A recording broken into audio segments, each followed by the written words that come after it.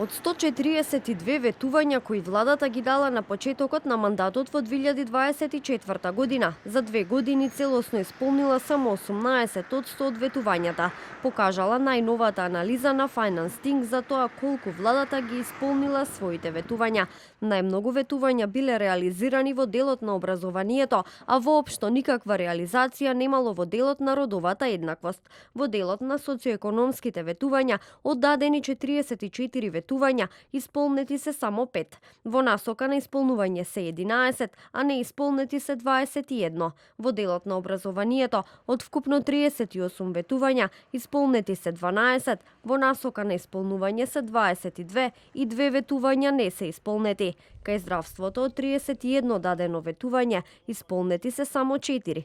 5 се во насока на исполнување и 22 се неисполнети. Во делот со млади и младински политики, владата дала 31 ветување, а досега исполнила само 4. Во фаза на исполнување има 5 ветувања, а неисполнети се 22. Ана Мицко-Скаралева од Македонскиот центар за граѓанско образование при презентирањето на податоците рече дека поголем дел од мерките во делот на образованието се во застој, бидејќи треба да се донесат законите за основно и високо образование. Во поглед на нереализираните мерки, тоа се две конкретно. Една тоа е на вградување на предучилишното образование како дел од образовниот систем. Значи не се направени законски измени со во законот за основно образование, каде што ова ќе стане можност. И друга мерка е пилотирање на STEM концептот во основните и средните училишта.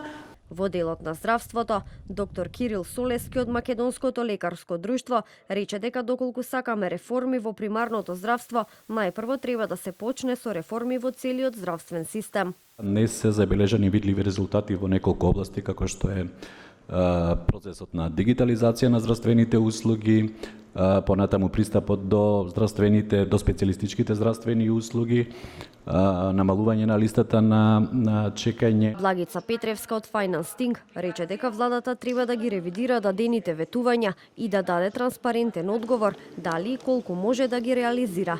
Анализата покажала и дека не е исполнето ветувањето на владата за отварање на 70.000 работни места за млади, додека ветувањата под ризик се инфлација, сива економија и странски директни инвестиции.